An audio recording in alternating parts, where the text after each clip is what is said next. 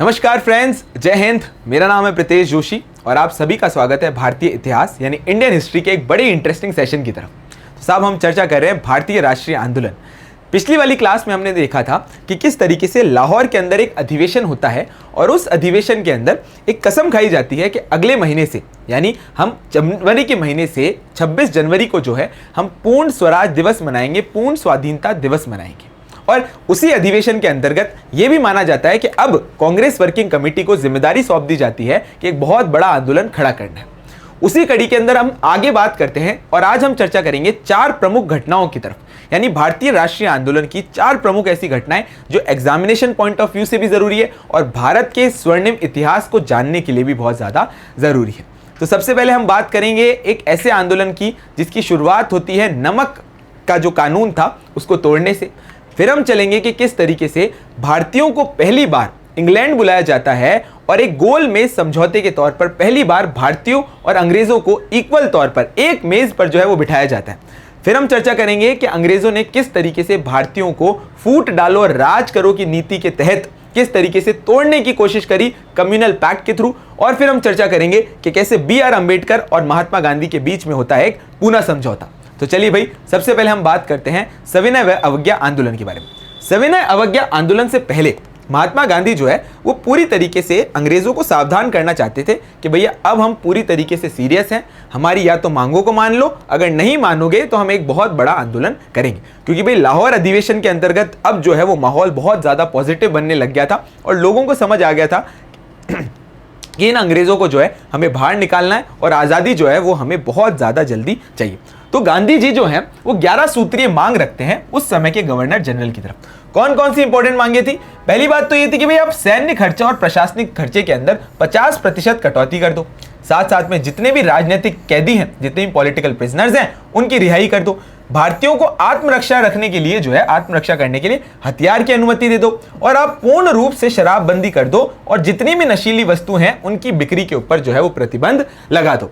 साथ साथ में मांगों के अंदर रुपये का विनिमय दर जो है वो शिलिंग 4 पेंस के बराबर हो जाए और साथ साथ में लगान जो है उसके अंदर 50% की कटौती कर दो। तो आप देख रहे हो साहब, महात्मा गांधी ने जो है वो इतनी सारी डिमांड्स रख दी कि अंग्रेजों के जो कान है वो पूरी तरीके से खड़े हो गए। उनको समझ नहीं आया कि साहब करें क्या।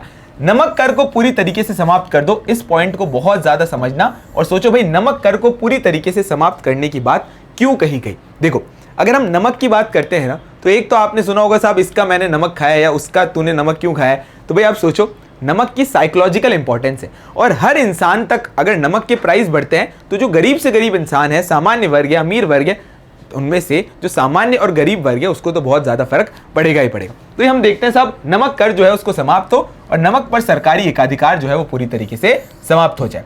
तटीय यातायात रक्षा विधेयक पूरी तरीके से पास किया जाए। डाक आरक्षण विधेयक को जल्दी से जल्दी पास किया जाए। CID पर सार्वजनिक नियंत्रण हो और रक्षात्मक शुल्क लगाए जाने और विदेश वस्त्र के आयात को नियमित किए जाने की बात जो है इन 11 डिमांड्स के इन पन्नों के ऊपर महात्मा गांधी साहब ने जो है वो लिखकर अंग्रेजी सरकार को दी थी। और इनमें से कुछ ऐसी डिमांड्स थी जो अंग्रेजों को भी पता थी कि भैया हम तो बिल्कुल भी नहीं मानेंगे। तो महात्मा गांधी ने पूरी तरीके से कोशिश करी ये दिखाने की कि भैया मैं ऐसी डिमांड दे रहा हूं, तुम नहीं मानो तो अच्छा है, क्योंकि मेरा मन तो मैंने बना लिया है एक बहुत बड़े आंदोलन की तरफ, एक बहुत बड़े मूवमेंट की तरफ। और वो मूवमेंट कौन सा है साहब? तो हमें याद रखना है सविनय अवज्ञा आंदोलन। सविनय अवज्ञा आंदोलन या फिर इंग्लिश में हम इसको कहेंगे सिविल डिसोबीडियंस मूवमेंट। तो देखते हैं साहब ये सविनय अवज्ञा हुई क्यों, या फिर ऐसी क्या जरूरत पड़ी कि सविनय अवज्ञा की हमें पूरी तरीके से स्थिति देखने को मिली। तो अगर हम कारण की चर्चा करते हैं तो हम पहला कारण तो देखते हैं साहब साइमन कमीशन। जो साइमन कमीशन आई थी उसको पूरी तरीके से नकार दिया था, वो गुस्सा था। दूसरी बात, इन्होंने जो नेहरू रिपोर्ट की बात कही थी, अंग्रेजों ने कहा था कि भैया आप ऐसा संविधान की रूपरेखा बनाओ, हम उसको मान लेंगे अगर वो सर्वमान्य हुई तो। नेहरू रिपोर्ट बनाई लेकिन फिर भी बात नहीं मानी। तीसरी बात, जो माहौल जो है वो बन चुका था पूरी तरीके से 1929 के लाहौर अधिवेशन से और कांग्रेस वर्किंग कमेटी को जो है अब जिम्मेदारी मिल गई थी एक आंदोलन की। तो ये आंदोलन कौन सा होता है साहब? सविनय अवज्ञा आंदोलन। शुरुआत होती है इसकी फरवरी 1930 से। फरवरी 1930 से कांग्रेस कार्यकारिणी समिति ने महात्मा गांधी को सविनय अवज्ञा आंदोलन की पूरी तरीके से जिम्मेदारी सौंप दी और महात्मा गांधी को एक बात समझ में आ गई कि साहब अब एक ऐसा आंदोलन छेड़ेंगे जिसमें लोग ज़्यादा जुड़ें, लोगों का जुड़ाव जो है वो पूरी तरीके से यहाँ पर होना चाहिए। तो उनको लगता है साहब सबसे पहला काम करते हैं, उन 11 डिमांड्स में से जो नमक कर हटाने की बात कही थी ना, अंग्रेजों ने नहीं मानी ना, तो चलो भैया शुरू करते हैं। क्या? नमक सत्याग्रह। क्या करते हैं भैया? नमक सत्याग्रह करते हैं। क्या करेंगे इसके अंदर? भैया हम जो नमक के ऊपर कर लगता है ना, नमक के ऊपर कर लगता है बनाने को, उसको देंगे नहीं और खुद ही जाकर नमक मैन्युफैक्चर करेंगे, तटीय एरिया में जाएंगे और अपन नमक मैन्युफैक्चर करेंगे, नमक को बनाएंगे, कोई टैक्स वैक्स की बात नहीं करेंगे। तो महात्मा गांधी शुरू करते हैं एक ऐसी ऐतिहासिक यात्रा जिसमें भारत का बच्चा बच्चा जुड़ गया था। देखते हैं साहब उस यात्रा का क्या नाम है, आप सभी को पता होगा, उस यात्रा का नाम है दांडी यात्रा। दांडी यात्रा। अगर हम दांडी यात्रा की बात करते हैं तो इसके अंदर महात्मा गांधी अपने 78 अनुयायियों के साथ कहां पर चलते हैं भैया? वो चलते हैं साबरमती से। कहां से? साबरमती से। साबरमती क्या? साबरमती आश्रम।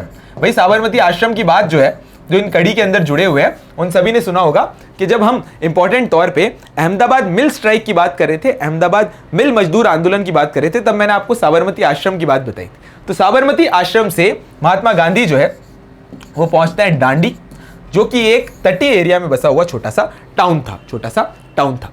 तो महात्मा गांधी की यात्रा शुरू होती है 78 अनुयायियों से। साबरमती आश्रम अहमदाबाद में जो स्थित था, वहां से वो जाते हैं साहब दांडी, और इस दांडी के अंदर जाकर नमक को बनाते हैं और नमक कर का जो नमक कानून था उसको पूरी तरीके से तोड़ देते हैं। ये जो पूरी की पूरी यात्रा थी, ये 24 दिन के अंदर संपन्न होती है, जिसमें 358 किलोमीटर साबरमती से जो दांडी का रास्ता है वो 358 किलोमीटर का है। 358 किलोमीटर की पूरी तरीके से यात्रा करते हैं।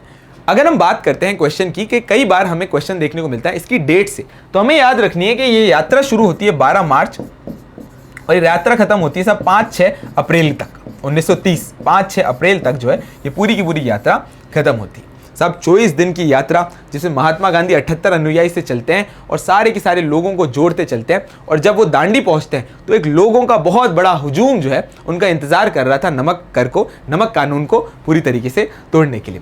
सुभाष चंद्र बोस ने इस दांडी यात्रा की तुलना नेपोलियन की जो एल्बा से पेरिस का अभियान था उससे की है। भाई ये भी क्वेश्चन बन सकता है कि भाई किसने दांडी यात्रा को जो है वो नेपोलियन की एल्बा से पेरिस की जो इंपॉर्टेंट अभियान था उससे तुलना करी। तो अपने को आंसर याद रखना है साहब, याद रखना है सुभाष चंद्र बोस। अब यहाँ पे 4-5 फैक्ट्स याद है। अनुयायी साबरमती से दांडी 24 दिन के अंदर 358 किलोमीटर, 12 अप्रैल से 5 अप्रैल तक, 12 मार्च से 5 अप्रैल तक जो है ये पूरी की पूरी यात्रा चलती है, पूरी की पूरी यात्रा चलती है। क्लियर होगी बात? अब आगे बढ़ो साहब कि इस पूरे के पूरे सविनय अवज्ञा आंदोलन में नमक कानून को तोड़ने के अलावा क्या क्या घटना हुई, वो यहाँ पर चर्चा का विषय।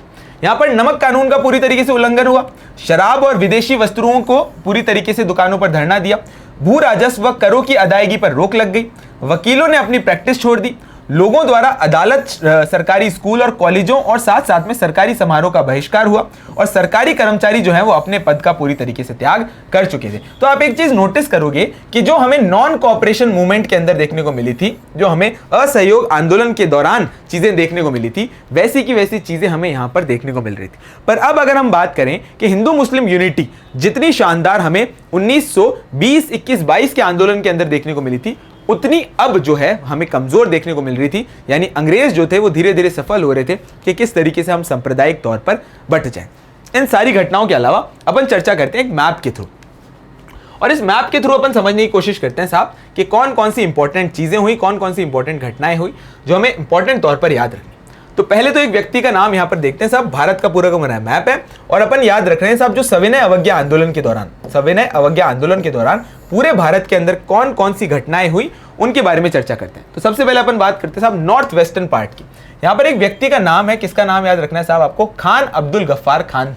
ये खान अब्दुल गफ्फार खान साहब को कहते हैं साहब सीमांत गांधी। कौन सा भैया? फ्रंटियर गांधी या फिर सीमांत गांधी। और इनका अगर हम बात करते हैं, एक इंपॉर्टेंट तौर पे इनका संगठन था जिसको अपन कहते थे साहब खुदाई खिदमतगार। खुदाई खिदमतगार बहुत ज्यादा बार आया हुआ क्वेश्चन है, एग्जाम कोई सा भी हो, खुदाई खिदमतगार या फिर हम रेड शर्ट्स या लाल कुर्ती संगठन जो है इनको कहते हैं, वो भी लिख लो भाई, रेड शर्ट्स या फिर लाल कुर्ती संगठन, लाल कुर्ती संगठन जो इनको कहते हैं। यहां से बहुत ज्यादा बार जो है हमें क्वेश्चन देखने को मिला है। तो सीमांत गांधी ने सविनय अवज्ञा आंदोलन को पूरी तरीके से संभाल रखा था नॉर्थ वेस्टर्न फ्रंटियर प्रोविंस में, NWFP के एरिया में। इसके अलावा हमें देखने को मिलती है साहब दांडी यात्रा तो शुरू हो ही चुकी थी, हमें देखने को मिलती है साहब ये 12 मार्च से और 6 अप्रैल तक चलती है। दांडी में जाकर जो है नमक का कानून तोड़ देते। इसके अलावा उत्तर प्रदेश, मध्य प्रदेश, इन इलाकों में जो वन कानून था उसको पूरी तरीके से उसका विरोध किया जा रहा था। उत्तर प्रदेश में चौकीदार कर जो था उसको लोगों ने देने से पूरी तरीके से मना कर दिया था। अगर हम असम की बात करें तो वहां पर एक कनिंगम परिपत्र था, उसको पूरी तरीके से लागू करने की बात चल रही थी, उसका पूरी तरीके से विरोध किया जा रहा था। और कनिंगम परिपत्र क्या था?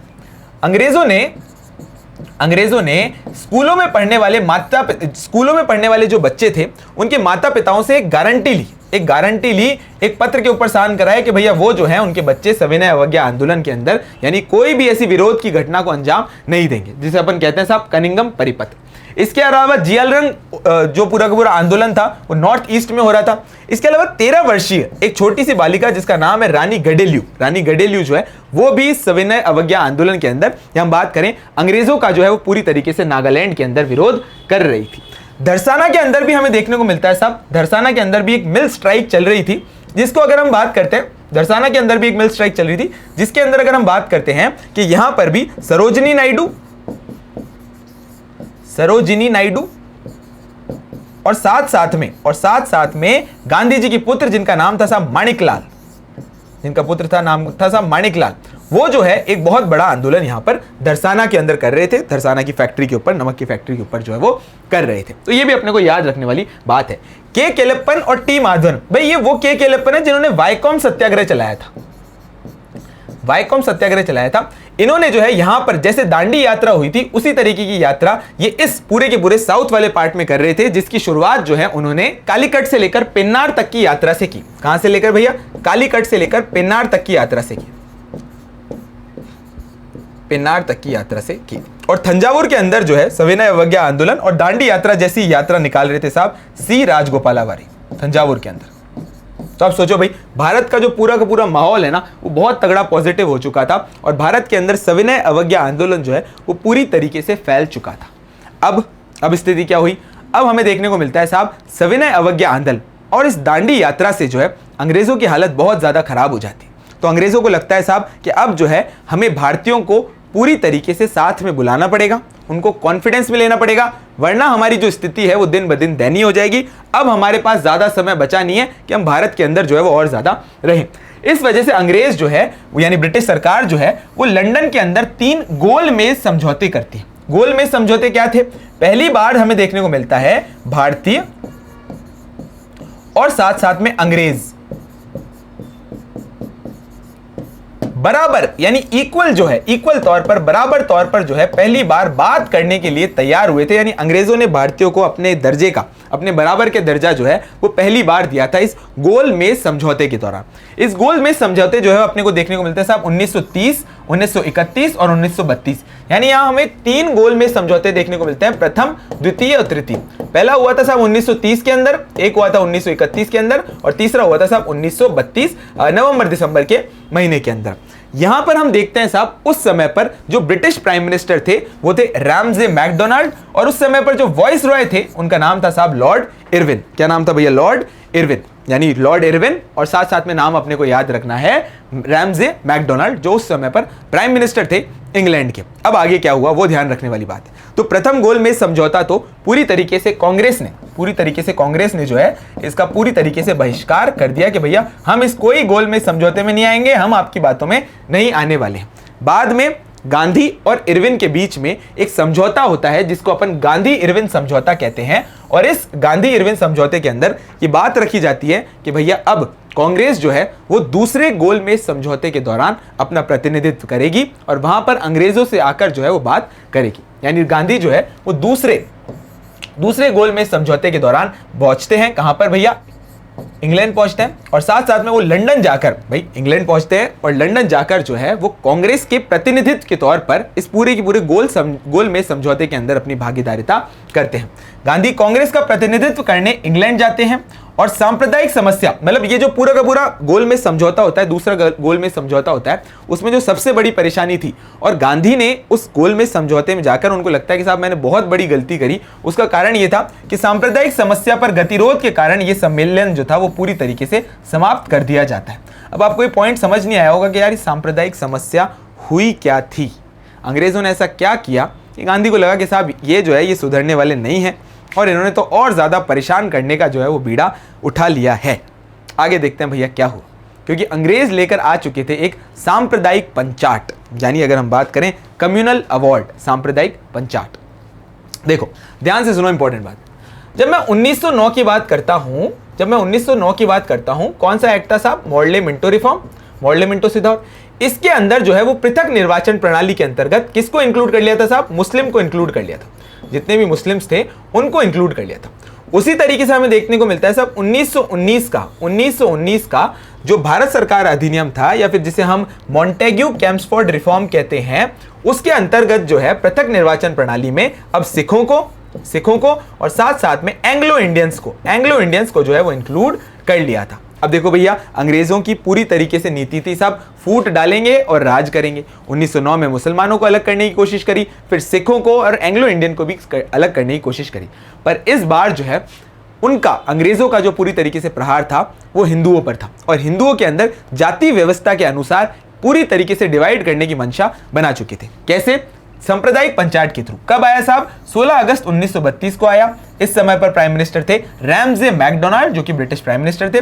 कम्युनल अवार्ड यानी सांप्रदायिक पंचायत जारी किया, जिसमें विभिन्न संप्रदायों को प्रतिनिधित्व दिया गया। और ध्यान रखने वाली बात थी कि जो पृथक निर्वाचन की प्रणाली थी, जो अभी तक मुसलमानों, सिखों और एंग्लो इंडियन तक सीमित थी, अब वो पृथक निर्वाचन जो है वो दलितों के ऊपर भी लागू कर दिया गया। अब जो पूरा का पूरा पृथक निर्वाचन पद्धति है वो दलितों के ऊपर भी लागू कर दिया गया। और महात्मा गांधी को लगा कि पहले हिंदुओं को मुसलमानों से अलग किया, फिर सिखों को अलग किया, एंग्लो इंडियन भी भारत के वासी थे उनको अलग किया, और अब जो है अगर ये दलितों के ऊपर लागू हो जाता है तो भारतीय समाज, या हम बात करें साहब हिंदू समाज, वो पूरी तरीके से बट जाएगा, भारत का कोई औचित्य नहीं रहेगा। और महात्मा गांधी को यही घबराहट हो रही थी। महात्मा गांधी जो है वो इस बात को लेकर पूरी तरीके से भूख हड़ताल के ऊपर बैठ जाते हैं कि भैया ये अंग्रेज जो है ये तो हमें परेशान कर रहे हैं, ये तो हमारे धर्म के ऊपर चोट लगा रहे हैं, ये तो हमारे समाज को बांटने की जो है वो पूरी तरीके से कोशिश कर रहे हैं। अब महात्मा गांधी को लगता है कि साहब मैं तो करूंगा भूख हड़ताल, क्योंकि ये तो मेरी बातें मानने वाले नहीं हैं। लेकिन स्थिति ये थी कि महात्मा गांधी की भूख हड़ताल थी और महात्मा गांधी को अगर नहीं समझाया गया, महात्मा गांधी जो थे वो बहुत ज़्यादा अड़कलट आदमी थे, यानी वो किसी की भी नहीं सुनते थे, जो बात उनको समझ आ जाती थी सिर्फ वही करते थे। तो फिर हमें देखने को मिलता है साहब कि भाई B.R. अम्बेडकर जो दलितों के सबसे बड़ा नेता थे, सबसे बड़े नेता थे, हमारे बाबा Saheb Ambedkar, father of the Indian constitution बाद में हमें देखने को मिलते हैं। हमें यहाँ पर देखने को मिलता है कि B.R. अम्बेडकर साहब और महात्मा गांधी के बीच में एक समझौता होता है। महात्मा गांधी भी मान लेते हैं, B.R. अम्बेडकर साहब भी मान लेते हैं, और अब जो है दलितों के ऊपर पृथक निर्वाचन प्रणाली को छोड़कर सामान्य आरक्षण की बात की जाती है कि उनको विधानसभा के अंदर जो है वो सीटें आरक्षित करके दी जाएगी। और एक समझौता होता है, कब होता है साहब? 26 सितंबर 1932 को होता है। किसके बीच होता है साहब? महात्मा गांधी और B.R. अम्बेडकर। ये मध्यस्थता कौन करते हैं साहब? मदन मोहन मालवीय साहब।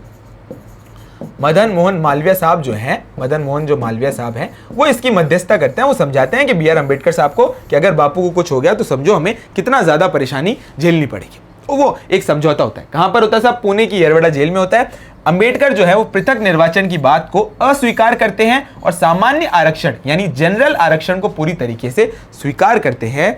ये समझौता जो है हमारे समाज को, हमारे धर्म को बंटने से रोकने की एक बहुत बड़ा इंपॉर्टेंट प्रयास था। तो ये बात आज की क्लास में हमने शुरुआत करा था, किस तरीके से सविनय अवज्ञा आंदोलन हुआ।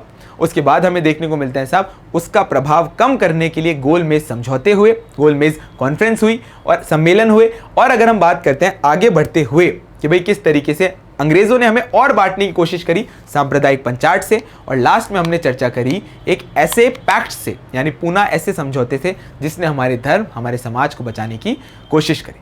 तो आशा करता हूं ये क्लास आपको अच्छी लगी होगी। मिशन ज्ञान के परिवार के साथ बने रहें। Thank you.